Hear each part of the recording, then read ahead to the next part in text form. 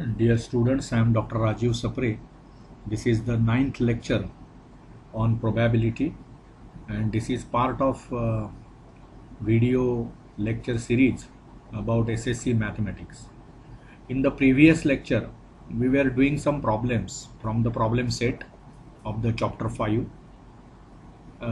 Now, what we will do is some more problems we will try. We will start with problem number 12. Problem number 12 from that problem set of the chapter 5.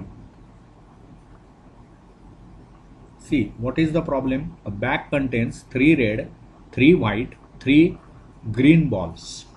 See, bag contains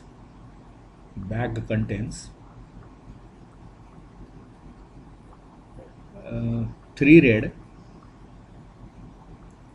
then 3 white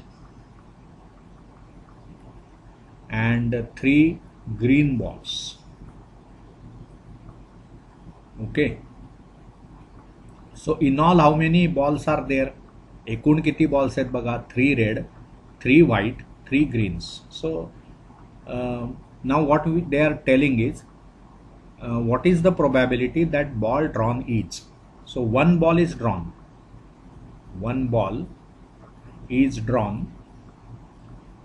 from that bag.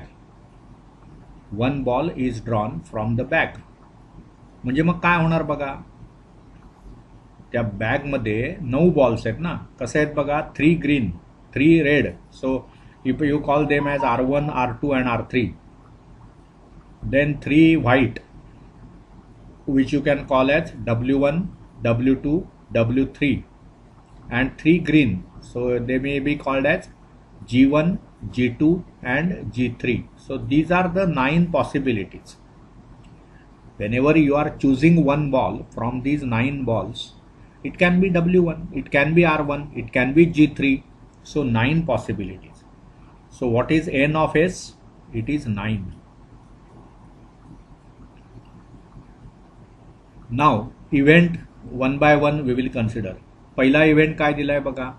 What is the probability that ball drawn is red? So ball drawn is red. That is what we have to find its probability. That means what? Red balls are 3 there. So out of those only you can choose red balls. So what will be the sample points which are favorable to this event?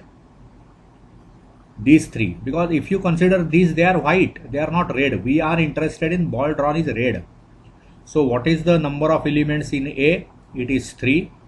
So probability of A, you know, it is formula is NA upon NS, and so it is 3 upon 9, and 3 upon 9 is 1 by 3.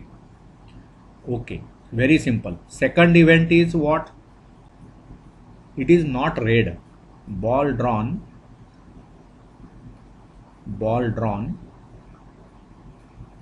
is not red. म्हणजेच काय होणार बघा? Number of elements in B, red नसलेले balls. Ball drawn is not red. हा जो event आहे तो ball drawn is red असा आहे. लाल बॉल मी सिलेक्ट केला. आता नॉन रेड बॉल्स, लाल नसलेला बॉल सिलेक्ट केला. म्हणजेच काय झालं? मग याच आधीच्या 2-3 लेक्चर्समध्ये आपण असं शिकलो होतो की कॉम्प्लिमेंटरी इव्हेंट म्हणजे काय? या इव्हेंटमध्ये नसलेले पॉइंट्स त्या इव्हेंटमध्ये असतात. तसंच इथे होणार आहे. पहिला इव्हेंट काय? Ball drawn is red. Now we are saying ball drawn is not red. So what will be the sample points here?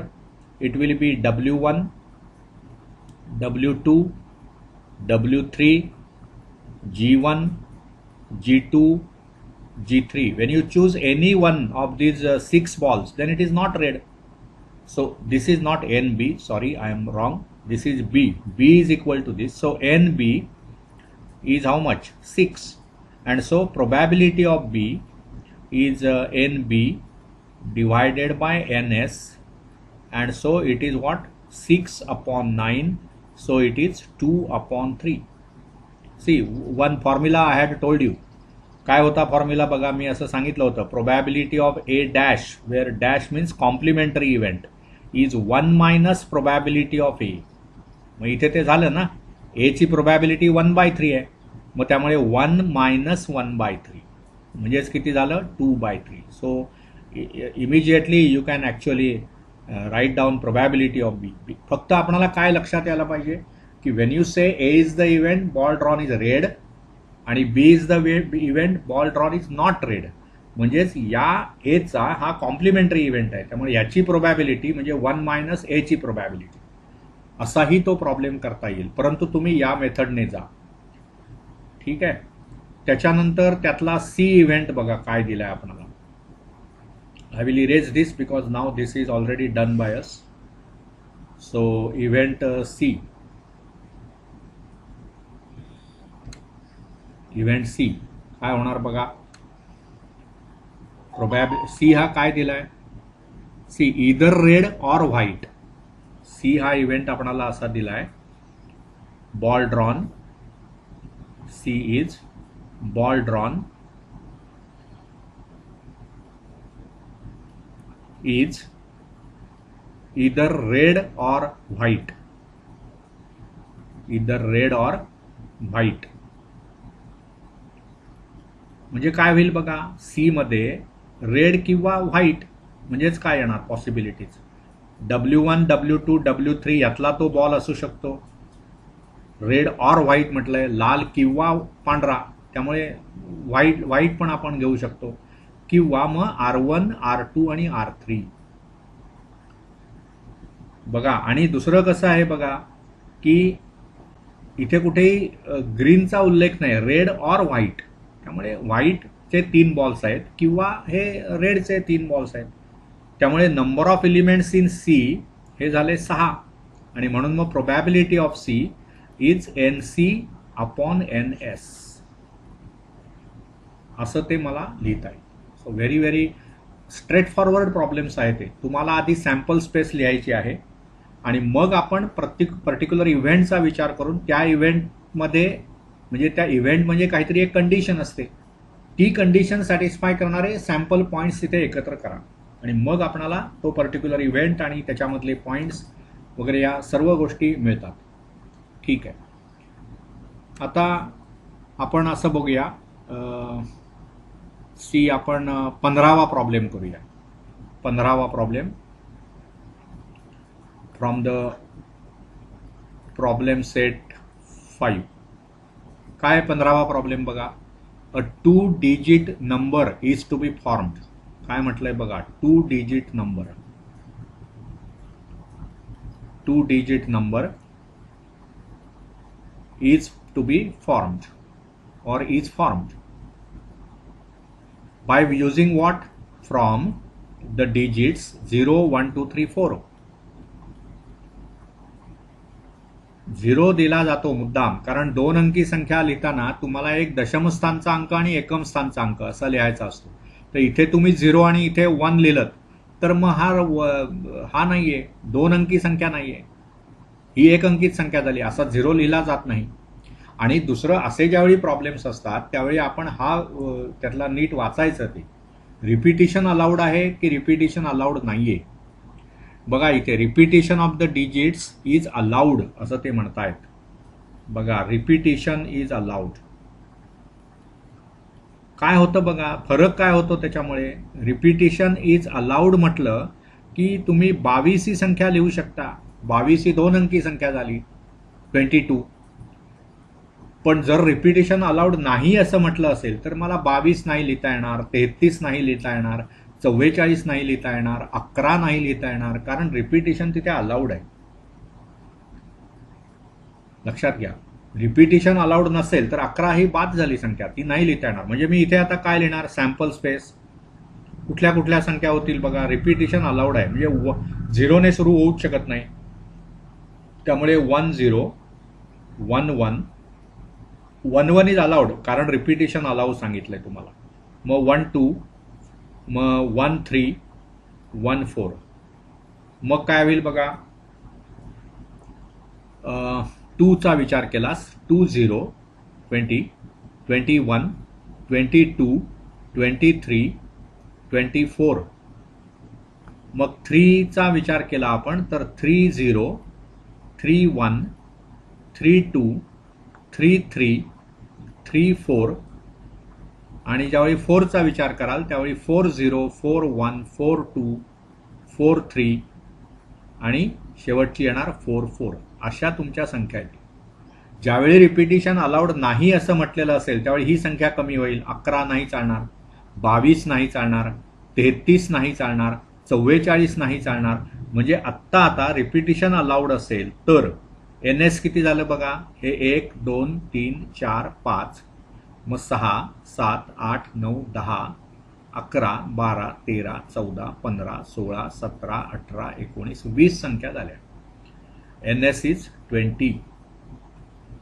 बघा, when repetition is allowed there are 20 digits that can be formed, 2 digit numbers. ठीक आहे. त्यामुळे NS 20 झालं. आता एक एक इव्हेंटचा विचार करूया. ए म्हणजे काय दिलंय बघा. 15वा प्रॉब्लेम आपण करतोय. Prime number.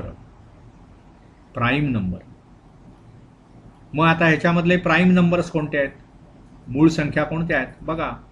म्हणजे ए म्हणजे काय होणार.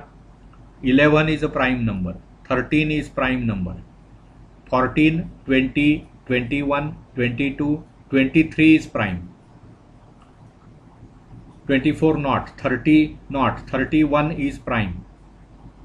Then what? 32, 33, 34, 40, 41 is prime आणि 43 is prime. 41, 43 प्राईम नंबर्सचं चांगलं नॉलेज त्याच्यासाठी असलं पाहिजे. म्हणजेच नंबर ऑफ एलिमेंट्स इन ए किती आहेत काउंट करा. ते 1 2 3 4 5 6 आहेत. त्यामुळे मग प्रोबॅबिलिटी ऑफ ए काय होणार. आपला फॉर्म्युला ठरलेला आहे NA डिवायडेड बाय NS. त्यामुळेच काय होणार ते 6/20 म्हणजेच काय होणार 3/10 किंवा पर्सेंटेजच्या भाषेमध्ये 30%. 3/10 म्हणजेच काय 30/100 म्हणजेच 30%. बी हा इव्हेंट काय दिलाय बघा. Multiple of 4. 4चा मल्टिपल म्हणजे 4च्या पाढ्यात येणाऱ्या संख्या. मल्टिपल ऑफ 4 कुठल्या कुठल्या आहेत बघा. त्यातल्या मल्टिपल ऑफ 4 10 नाहीये. 10ला काही 4ने भाग जात नाही. पहिली संख्या ज्याला 4ने भाग जातो ती 12.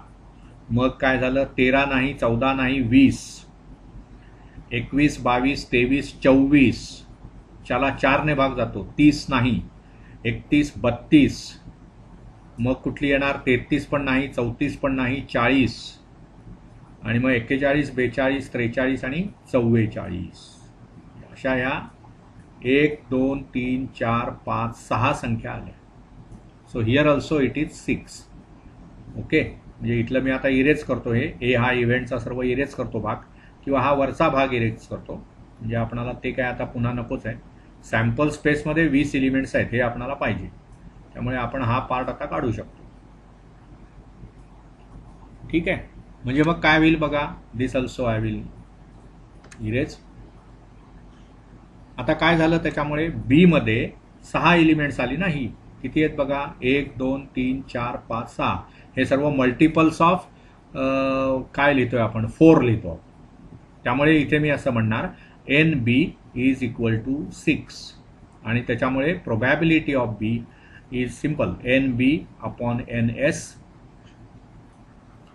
म्हणजेच ती किती होणार 6/20. So again it is 3/10. Same probability 30%. आणि आता सी हा इव्हेंट काय आहे बघा. C is multiple of 11. Multiple of 11. मग बघा त्याच्यामध्ये 11चे मल्टिपल्स कोण आहेत. स्वतः 11, 22, देन 33 आणि काय होतं 44. 4च आहेत त्या संख्या ज्या 11च्या मल्टिपल्स आहेत. म्हणून N ऑफ C हे 4 झालं आणि म्हणून मग प्रोबॅबिलिटी ऑफ C जी मला काढायची आहे it is N of C/N of S. म्हणजेच काय झालं 4/20 म्हणजेच काय झालं 1/5 किंवा पर्सेंटेजच्या भाषेमध्ये 20%. पर्सेंट कसं काढायचं बघा. याला तुम्ही ही जी डिनॉमिनेटरला संख्या आहे ती 100 करा म्हणजे काय ही पुसून 100 नव्हे करा. 5चे 100 करायचे म्हणजे मला काय करावं लागेल 5ला 20ने गुणावं लागेल. मग वर पण 20ने गुणायचं. मग 1ला 20ने गुणल्यावर 20 झालं. म्हणजेच हे जे 1/5 आहेत त्याचाच अर्थ 20/100 म्हणून प्रोबॅबिलिटी किती त्याची पर्सेंटेजच्या भाषेमध्ये 20%. लक्षात आलं का? हा मुद्दा त्यातला लक्षात घ्या की प्रोबॅबिलिटी मला पर्सेंटेजच्या भाषेमध्ये पण सांगता यायला पाहिजे. ठीक आहे. Now we will come to next part. That means we will solve the last problem of this 16th problem. Starred problems जे आहेत ते कठीण प्रॉब्लेम म्हटले जातात. तर 16th problem from problem set of chapter 5. तिथे काय म्हटलंय बघा, faces of die. Faces of die generally ते 1 ते 6 असे नंबर्स असतात त्याच्यावर, पण इथे म्हटलंय त्यांनी हॅव नंबर्स 6 फेसिस असतात ना, ते नंबर्स असे आहेत 0, 1, 2, 3, 4 आणि 5. हे 6 नंबर्स आहेत. Okay. If the die is rolled twice, die is rolled twice.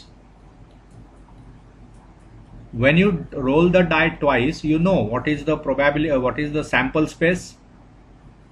Sample space काय होणार त्याची? You know it is what. आता इथे 0 आहे पहिला, त्यामुळे ते असं होईल ना 0 0, मग 0 1, मग 0 2. म्हणजे पहिल्यांदा जो रोल केला मी त्याच्यावर 0 आला, दुसऱ्यावर पण 0, पहिल्यावर 0, दुसऱ्यावर 1, पहिल्यावर 0, दुसऱ्यावर 2, असं करत करत शेवटी 0 5. मग इथे काय होईल 1 0, 1 1, 1 2 एटसेट्रा 1 to 5. मग पुन्हा येईल 2 0, 2 1, 2 2. मध्ये पण हे असे कॉमाच द्या एटसेट्रा. फायनली 2 5. मग काय होईल 3 0 etc. to 3 5. I am not going to write all the things. If you want I can, but it is just wastage of time, you know. Then it is 4 0, 4 1 etc. up to 4 5. आणि मग final row येईल 5 0, 5 1 etc. up to 5 5. म्हणजे किती झाले बघा, प्रत्येक row मध्ये 1 2 3 4 5 आणि 6 आले, आणि असे 1 2 3 4 5 6 रोज आहेत. म्हणजे 6 कॉलम्स आहेत आणि प्रत्येक रो मध्ये 6 आहेत. म्हणजे काय झालं तुमचं NS हे झाले 36. हा आधी पहिला मुद्दा. कुठलाही प्रोबॅबिलिटीचा प्रॉब्लेम सोडवताना पहिलं मी काय लिहायचं, तर सॅम्पल स्पेस लिहायची. कशावरून लिहायची? जो काही एक्सपेरिमेंट दिलेला असतो तो सांगतात तुम्हाला, मग त्याच्यावरून आपण सॅम्पल स्पेस त्याच्यामध्ये लिहायची. आता त्यांनी विचारलंय find the probability that product of the digits on the upper face is 0. म्हणजे काय, आता ही सॅम्पल स्पेस तुमच्या समोर आहेच. आपण आता हा भाग जरा इरेज करूया. काय पाहिजे बघा तुम्हाला, की इव्हेंट काय दिलाय बघा. इव्हेंट आपणाला असा दिलाय की ए हा समजा इव्हेंट घेतला आपण, इथेच लिहितो मी ए हा इव्हेंट. काय म्हटलंय, प्रॉडक्ट